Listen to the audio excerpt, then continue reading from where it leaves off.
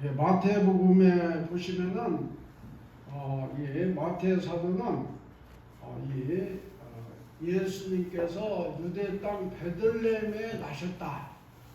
유대 땅 베들레헴에 나셨다 하는 그걸 이제 전하기 위해서 동방박사 이야기를 꺼냅니다. 동방박사가 저기 동쪽 페르시아라고도 하고 바벨론이다. 지금은 바벨론이 더 그렇게 생각합니다. 왜 그러냐, 이스라엘 백성들이 바벨론으로 포로로 잡혀가다가 돌아와가지고 그래서 거기에 이 많은 하나님에 대한 그런 신앙을 심어줬고 또 그 바벨론에서 그 고레스 왕이 하나님의 성전을 지키기까지 했잖아요. 그래서 유대 땅에 큰 이 하나님이 천지 만물을 지으신 하나님이 살아계시고 또 그 땅에 하나님께서 통치하시는 그런 그 역사적인 배경이 있기 때문에 이 바벨론에 있었던 동방 박사들이라고 했으니까 여기서는 정확하게 어디다 이렇게 말하지 않습니다. 근데 옛날에는 페르시아다 이렇게 많이 말했는데 지금 학자들은 또 바벨론 쪽으로 이렇게 기울어집니다. 바벨론에서 하늘을 연구하는 그런 박사들이 왔을 것이다 이렇게 추측을 합니다. 그래서 이 박사들이 실제로 큰 별을 발견하고 그 별을 따라서 왔는데 그들이 생각할 때는 이 유대 땅에 왔으니까 틀림없이 이 땅에 왕이 났으니까 큰 별 즉 왕이 났으니까 예루살렘일 것이다 라고 생각하고 으뜩대고 예루살렘으로 직행을 한 거죠. 그래가지고 거기서 여기 왕이 나셨는데 왕이 어디서 났느냐 하고 이렇게 동방박사들이 물어보니까 왕이 실제 예루살렘에 나지 않았어요. 그러니까 헤롯이가 이제 크게 소등이 난 겁니다. 내가 왕인데 어떻게 유대 땅에 왕이 났겠느냐 그렇게 생각하고 이와 같이 큰 소동을 일어난 겁니다. 근데 어디서 난 것은 잘 모르니까 이제 헤롯이 대제사장과 서기관을 불렀어요. 그래가지고 유대 땅이 우리나 이 땅에 왕이 났다고 하는데 어디에서 났겠느냐라고 물어보니까 이 대제사장이나 서기관은 아주 쉽게 대답을 합니다. 그거 왕이 났으면 틀림없이 베들레헴입니다. 이게 왜 그러냐? 미가 선지자가 그렇게 예언을 했으니까 그 예언대로 거기 왕이 났으면 베들레헴에서 났지 예루살렘에서 나지 않았다 이렇게 말하니까 이 박사들이 이제 그 말을 듣고 거기서 이제 예루살렘에서 떠났어요. 그러니까 그 떠나자마자 별이 다시 또 나타나가지고 그들의 길을 인도해가지고 어디로 갔느냐, 유대 땅 베들레헴까지 이끌어준 거예요. 그래가지고 그들이 그 별을 보고 아주 기뻐했다. 그들이 별을 보고 크게 기뻐하고 그 별을 따라서 가가지고 그 집에 가가지고 그 아기 예수께 경배하고 선물을 드렸다. 그래서 보배함을 열어 황금과 유향과 몰약을 예물로 드리니라 그렇게 나와 있죠. 그래서 이 베들레헴에서 이 왕이 나셨다 하는 것을 마태 사도는 동방박사들을 통해서 그 베들레헴에서 예수께서 아기 예수가 태어나셨다 하는 것을 이와 같이 마태 사도는 기록하고 있어요. 근데 누가복음에는 오늘 여러분들이 보신 대로 누가복음에는 그 예수께서 아기 예수가 유대 땅 베들레헴에서 나셨다는 것을 뭘 통해서 또 기록하고 있느냐, 이 역사적인 사건이에요. 그래서 그때 당시에 이제 그 동정녀 마리아가 아이를 가졌는데 만삭이 되었을 그 무렵에 가이사 아구스도가 영을 내려가지고 모든 사람은 자기 자기 고향으로 가서, 하필이면 고향으로 가서 다 호적을 정리하라 이렇게 명령이 떨어진 거예요. 실제 이 가이사 아구스도는 그 역사적으로 로마 황제인데, 이 황제는 BC 27년에서 AD, 즉 예수님이 나신 이후에 14년까지 통치를 한 사람이에요. 그리고 알려지기로는 이 사람이 상당히 유능한 왕으로서, 황제로서 이 행정적인 면에서 상당히 치밀했다는 거예요. 그게 역사적으로 그게 학자들이 지금 연구해서 발표한 겁니다. 그 기간 동안 이와 같이, 그러니까 가이사 아우구스도가 황제가 되어가지고 이제 거기서 그 27년 동안 통치를 하는 중에 하필이면 딱 그때가 되었을 때 영을 내려가지고 호적을 하라 이렇게 명령을 내리니까 모든 사람들은 다 고향으로 가서 호적을 정리하라 이렇게 명령이 떨어진 거예요. 그래서 오늘 여기 2장 1절에 보시면 이렇게 나와있죠. 그때에 가이사 아구스도가 영을 내려 천하로, 그러니까 가이사가 통치하는 모든 그 통치 영역, 그 천하로 다 전부 다 호적하라 이렇게 명령했다. 그래서 그들이 이제 호적을 하기 위해서 자기 고향으로 다 찾아간 것입니다. 이때 자 여기 3절에 보시면 뭐라 했어요? 모든 사람이 호적하라 각각 고향으로 돌아가매, 요셉도 마리아의 이제 남편이 될 그 요셉도 다윗의 집 족속이므로 갈릴리 나사렛 동네에서, 그러니까 본래 이 사람들은 이 요셉이나 마리아가 어디 살았냐? 나사렛에서 살았어요. 나사렛은 저 산골인데 거기는 그 농밭도 없고 또 바닷가도 아니고, 그래서 아주 가난한 사람들이 사는 곳이에요. 근데 그 나사렛이라는 동네에서 사는 이 사람들이 자기들도 그 다윗의 후손이니까, 다윗의 족속이니까 다윗의 동네로 가서 호적으로 갔다. 근데 그때 딱 맞게 만삭이 된 거예요. 그래가지고 만삭이 되었으니까 어디 좋은 방이라도 있어야 하는데, 지금 같으면 뭐 아이를 가지려면 좋은 병원에 가서 다 이렇게 준비해가지고 낳지 않아요. 근데 그때는 뭐 병원이 없었으니까 그래도 산파라도 이렇게 불러서 낳아야 하고, 좋은 집에서 그렇게 따뜻한 방에서 아이를 낳아야 하는데 그 있을 곳이 없었다요. 그래가지고 호텔이 여관이 없었어요.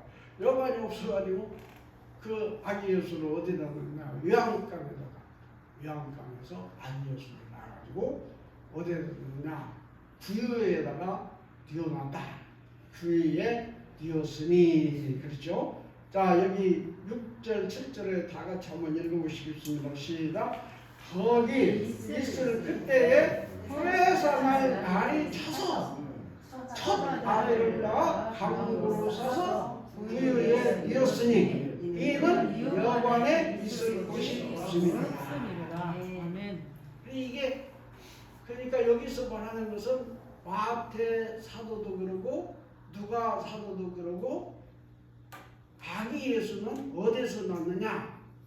오늘 여기 본문에 나온 대로 그도 다윗의 족속이기 때문에 다윗의 고향에 가서 아이를 낳았다. 근데 여러분, 이 다윗은 왕족이기 때문에 후손이 아주 번창해요. 유대 12지파에서 제일로 숫자가 많은 지파가 뭐냐? 유대 지파예요. 근데 유대 지파 중에서도 제일로 숫자가 많은 게 다윗의 후손입니다. 왜 그러냐? 다윗은 왕이었기 때문에, 왕족이기 때문에 그 숫자가 많은 거예요. 그래서 우리나라도 이씨들이 많지 않아요. 왜 그럽니까? 왕족이 있었기 때문에, 조선시대에 왕족이 있었기 때문에. 고려 때 그 왕씨들은 다 죽여버렸지만, 예, 그래서 살아남은 사람들이 좀 있습니다만, 그러지만 이 조선시대 때는 왕족들이 번창했기 때문에 이씨들이 많지 않아요. 근데 유대나라도 마찬가지예요. 유대나라는 더 그러죠. 유대나라는 그 다윗이 말이에요. 1000년 동안 다윗이 난 뒤에 지금 다윗 후에 1000년 있다가 아기 예수가 태어납니다. 그러니까 그 다윗의 족속이 많았다. 다윗의 후손들이.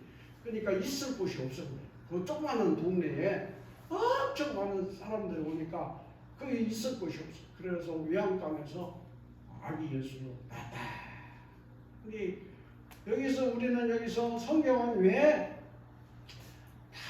마태 사도나 이 누가 사도가 예수께서 왜 베들레헴에만 낳았다고 그것을 그렇게 강조했느냐. 오늘 지금 말씀을 드리려고 하는 것은 그겁니다. 왜 이렇게 성경은 한사코 베들레헴이다. 베들레헴에서 낳았다. 예수가 베들레헴에서 낳았다. 왜 그러냐? 그것을 왜 강조하느냐? 그건 간단합니다. 하나님께서 약속하신 그 약속이 성취되었다. 하나님께서 약속하신 그 약속을 그대로 약속대로 말씀대로 성취시켰다 하는 요 이야기를 하기 위해서 지금 이렇게 설명을 하는 겁니다. 여러분, 우리가 이 약속에 대한 성취에 대해서 알려면은 역사를 조금 돌이켜 봐야 합니다. 여러분, 다윗이 어떻게 해서 왕이 되었습니까? 다윗은 이세의 8번째 아들이요. 제일 막내인지 어쩐지 몰라도 아주 8번째 아들이고 그 귀하게 생각하지도 않는 것 같아요. 그래가지고 다른 형들은 전부 다 나라에 가서 전쟁터에다가 싸우기도 하고 했는데 이 다윗은 아직 어릴 뿐더러 또 별로 귀하게 여기지 않았기 때문에 다윗은 양치기로 있었어요. 양치기로 생활했어요. 근데 하나님께서 그 8아들 중에서 제일로 그 양치기로 산에서 양을 치고 있는데 하나님이 그를 불러가지고 꼭 거기로 뽑아가지고 사무엘 선지자가 그를 기름을 부어가지고 그걸 왕으로 삼았잖아요. 그러니까 다윗은 참 생각해볼 때 자기가 왕된 것은 도저히 상상할 수가 없는 일이요. 자기 가문도 이 베들레헴에 조그마한 동네에 거기도 있었지만은 자기 가문도 형편없었지만은 그 가문 중에서 자기 집 중에서 이세의 아들 중에서도 제일로 막내, 제일로 쪼무레기. 자기가 생각할 때도 그래요. 그런데 하나님이 나를 불러다가 이게 왕으로 삼아주신 거예요. 얼마나 놀랍니까?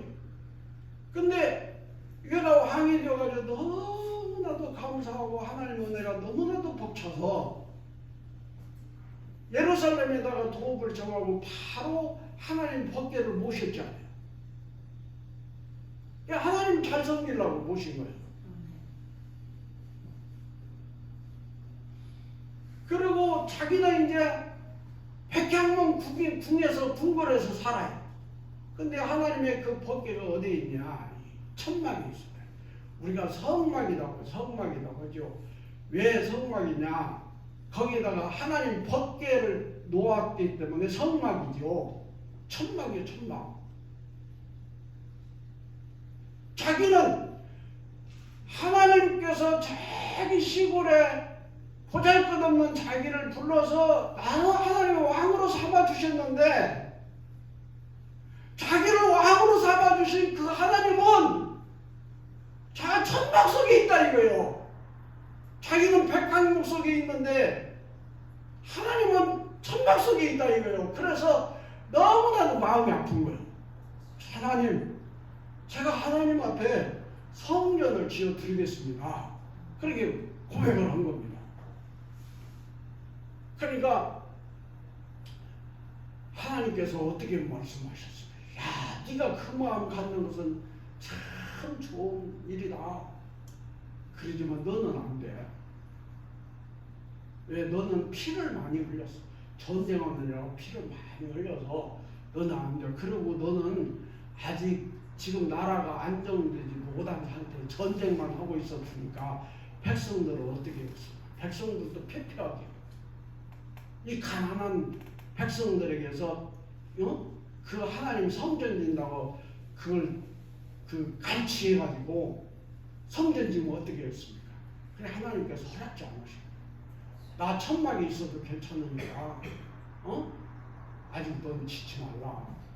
너의 후손 솔로몬이 나오는 그 아들로 하여금 내가 지키게 하겠으니까 넌 지치 말라. 그러나 그 이런 마음 갖는 건 참 귀하고 복되다 하면서 하나님이 약속해 주셨어요. 사무엘하 7장 15절에 보시면은 내가 네 앞에서 너 앞에서 물러나게 한 사울에게서 내 은총을 빼앗은 거예요. 사울 왕이 하나님 은총을 빼앗겨 버렸잖아요. 그래가지고 왕에서 실격이 되었어. 하나님 앞에 실격이 되었어. 왜 그러냐? 사울 왕이 하나님 앞에 아주 겸손할 때는 하나님이 왕으로 뽑아서 왕으로 세워줬는데 왕이 되어가지고 교만해가지고 하나님 말씀도 잘 듣지도 않고 자기가 제사장님 같이 뺏어서 제사 드리고 이렇게 하니까 하나님께서 사울 왕을 버렸잖아요. 내가 사울 왕 같이 너는 절대 버리지 않겠다. 그러면서 네 집과 사무엘하 7장 16절에 이렇게 말씀했어요. 내 집과 내 나라가 내 앞에서 하나님 앞에서 영원히 보존이 되며 내 왕위가 영원히 견고하리라. 영원한 왕을 삼아주겠다 이거요. 세상에 사람이 어떻게 영원한 왕이 되겠습니까? 근데 하나님께서 네 왕위를 빼앗지 않고 네 왕위가 계속 이어지게 합니다. 이렇게 말씀하시고 영원한 왕. 근데 이 약속은 계속 이어져요. 500년 정도 이어집니다. 왕위. 근데 바벨이 이제 그때 이스라엘이 500년 정도 이어졌다가 이 유다가 이제 하나님 앞에서 타락을 한 거예요. 하나님을 버린 거예요. 하나님을 떠났어. 그래가지고 하나님께서 도저히 견디지를 못해요. 그래가지고 이제 이 유다를 망하게 해요. 그래서 유다가 망한 거예요. 그래 하나님께서 뭘 통해서 망하게 했냐? 바벨론을 불러들여서 하나님이 이 땅을 치게 버린 거예요. 그래 바벨론에 의해서 유다가 완전히 패망해버려요.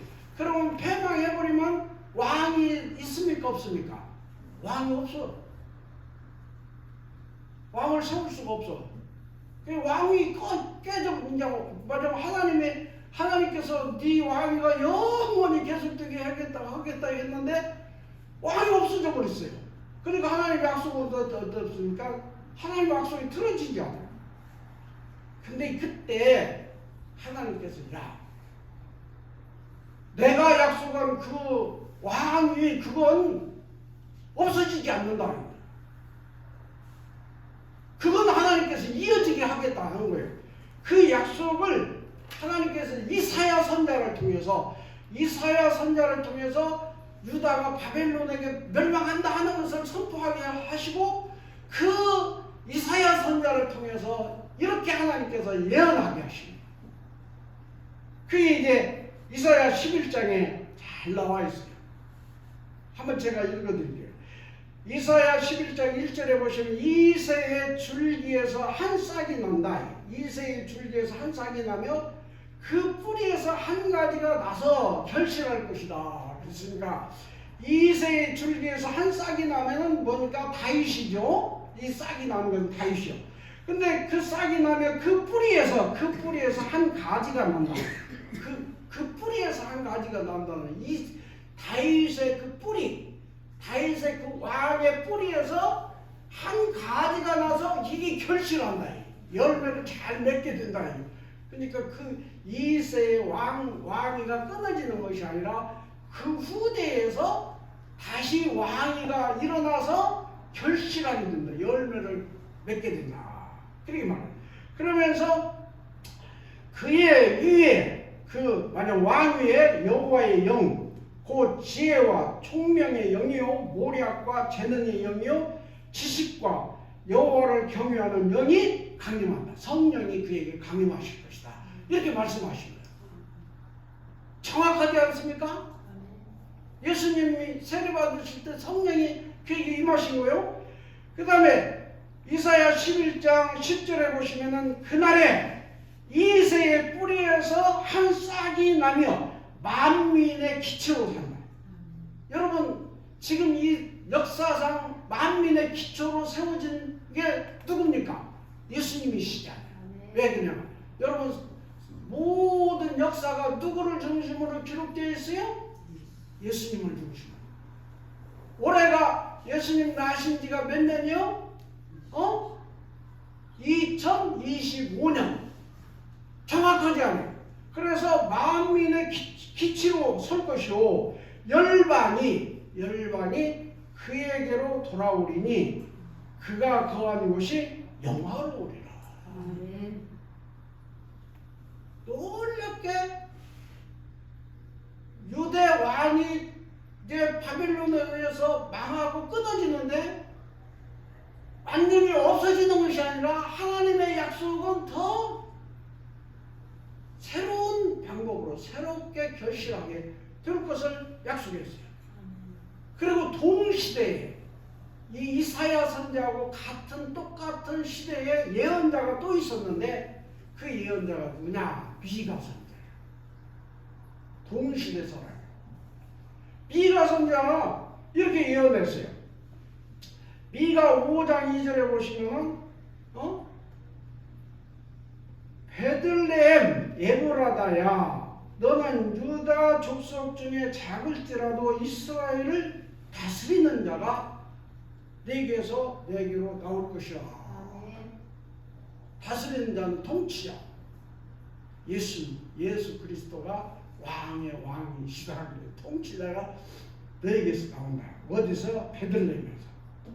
그렇게 예언한 거예요. 근데 그보다도 더 이제 놀라운 것은요, 이스라엘 다스릴 자가 내게로부터 나올 것이라. 그의 근본이 뭡니까? 뿌리. 그의 근본은 어디서 나오냐? 상고라. 요새 공구, 상구 그게 아니라 오래된 근원, 제일로 오래된 그 뿌리가 그거다. 제일로 오래되신 분이다. 여러분 이 세상에 제일로 오래된 분이 누굽니까? 하나님이시야. 천지 만물을 창조하신 자. 얼마나 정확합니까? 근본은 상고라이. 그리고 영원에 있다. 영원하신 분이다. 영원하신 분이 어디로 나오냐? 어디로 오시냐? 유대 땅 베들레헴으로 오신다. 얼마나 정확합니까? 유대 땅 베들레헴으로 영원하신 분이, 우리를 다스리시는 그분이 유대 땅 베들레헴으로 오신다. 이렇게 약속을 했어요. 미가 선지자를 통해서. 그 약속이 성탄절을 통해서 이루어졌다는 것이. 마태사도는 동방박사를 통해서 그 목자, 다스리는 자가 유대 땅 베들레헴에서 나왔다 하는 것이고, 또 누가는 가이사 아구스가 영을 내려가지고 그 베들레헴 출신인 다윗의 후손인 말하자면 아기 예수가 요셉이나 그 마리아도 다윗의 후손이에요. 누가복음에 보면 자세히 나와 있죠. 누가복음 1장에 보면.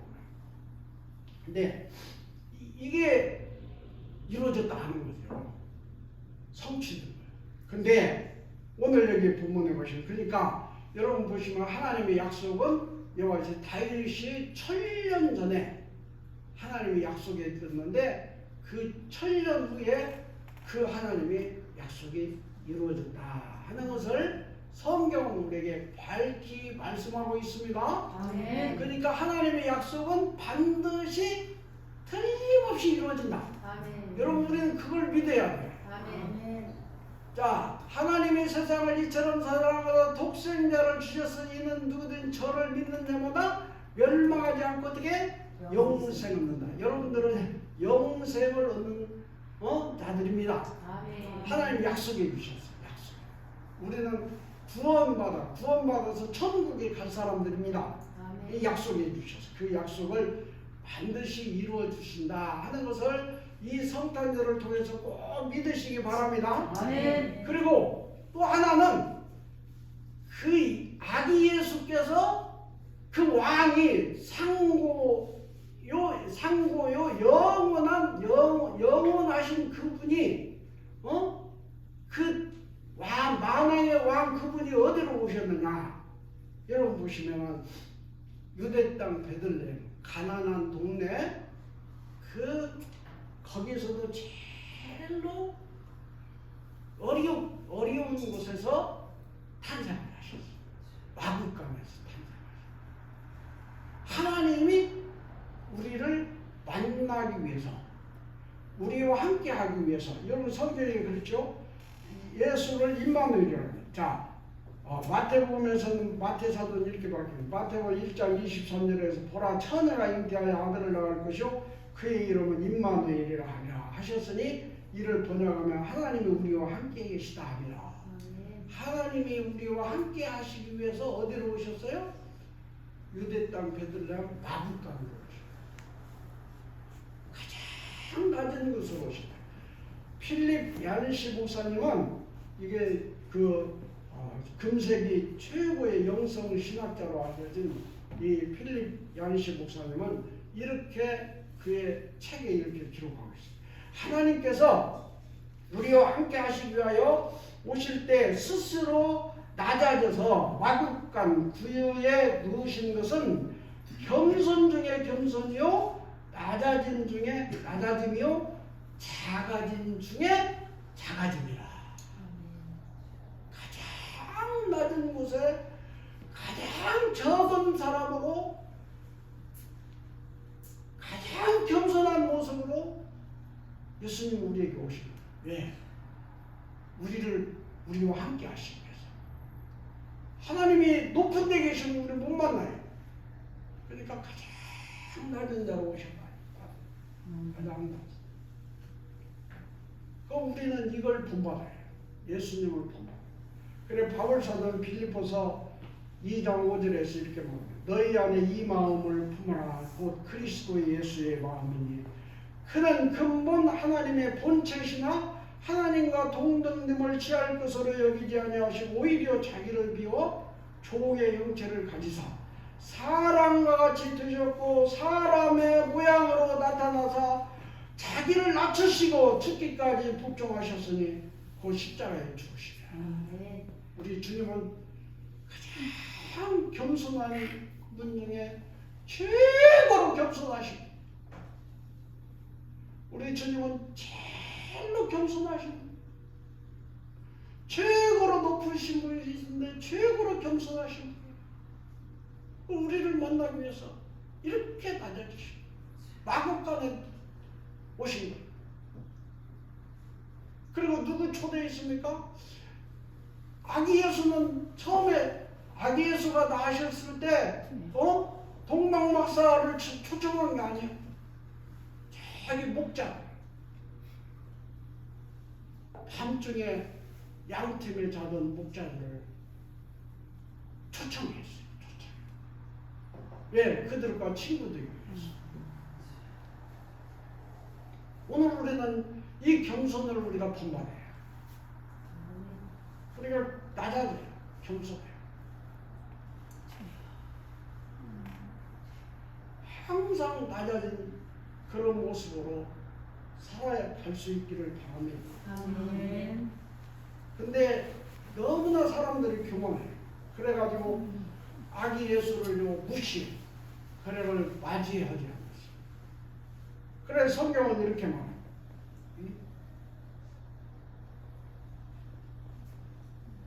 요한복음 1장 10절에 보시면 그가 세상에 계셨으며 세상은 그로 말미암아 지은 바 되었으되 세상이 그를 알지 못하였고 자기 땅에 오매 자기 백성이 영접하지 아니하였으니 자기 땅에 오셨는데 영접하지 않았어요.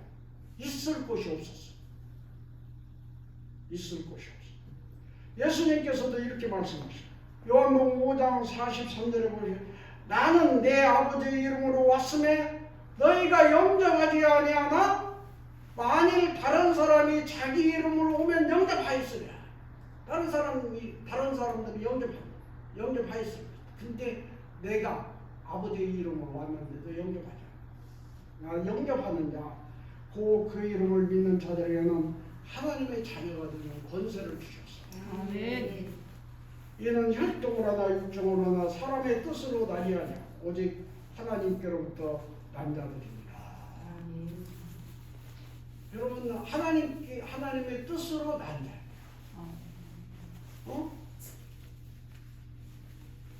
하나님께로부터 난 자. 자, 우리는 그 아기 예수를 영접해야 돼요. 마음으로 영접. 그래 예수님께서 이렇게 말씀하시죠. 볼지어다 내가 문 밖에 서서 두드리는 누구든지 내 음성을 듣고 문을 열면 내가 그에게로 들어가 그와 더불어 먹고 그는 나와 더불어 먹는다. 여러분 먹는다는 것은 친구가 된다.